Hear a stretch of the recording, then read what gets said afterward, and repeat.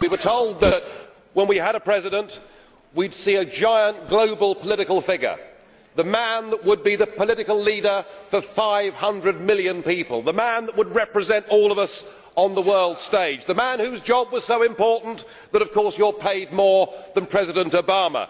Well, I'm afraid what we got was you. And I'm sorry, but after that performance earlier that you gave, and I don't want to be rude, but you know, really, you have the charisma of a damp rag and the appearance of a low-grade bank clerk. And the question that I want to ask, that we're all going to ask is, who are you? I'd never heard of you. Nobody in Europe had ever heard of you. I would like to ask you, President, who voted for you? And what mechanism? Oh, I know democracy is not popular with you lot.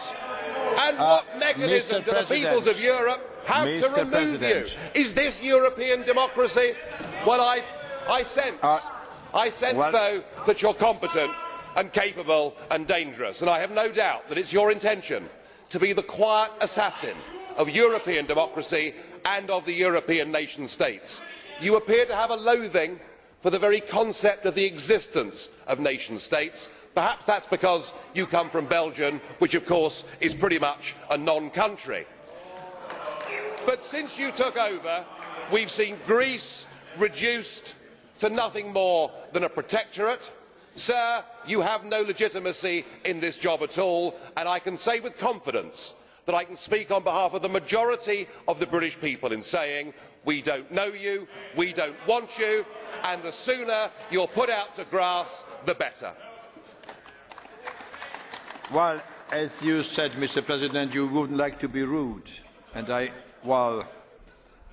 prefer to go ahead with this statement. I'm very disappointed with you, President Buzek. It is not acceptable that in this Parliament a group chairman not only criticises the President of the Council, but calls him a wet rag.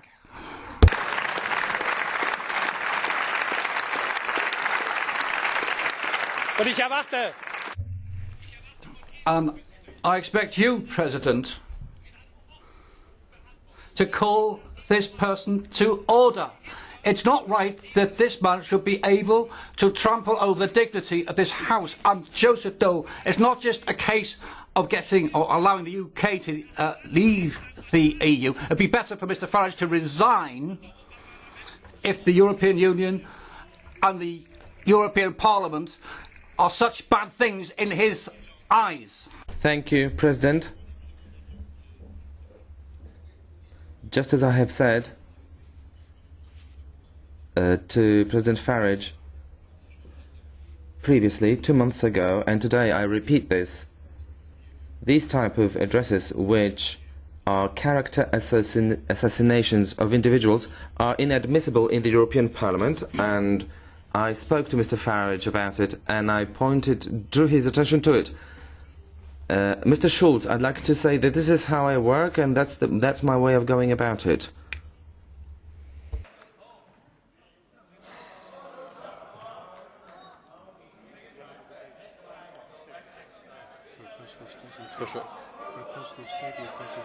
Is it personal statement? At the end of the debate. At the end of the debate. Bardzo proszę.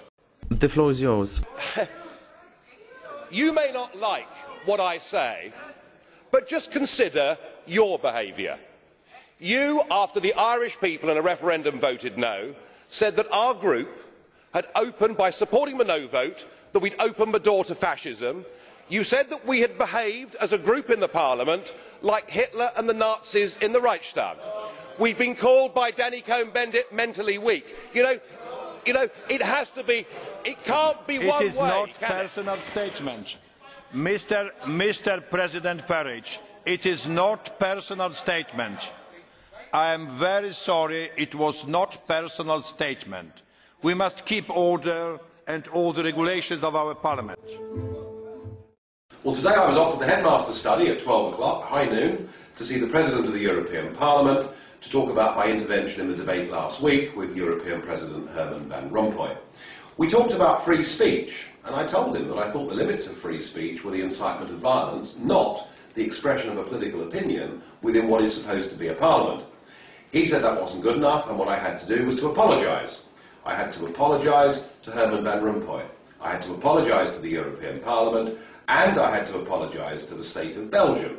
Well, I made it clear to him that I wasn't prepared to apologise to any of them, but I would issue a full apology to bank clerks worldwide, just in case I'd offended any of them. Well, he didn't take very long to decide what he would do, and just in the last few minutes I've been told that I'm going to be fined the maximum fine that they're allowed to fine us under the parliamentary rules. I'm being fined €2,980. Free speech in the European Parliament is very expensive. €3,000 for a damp rag.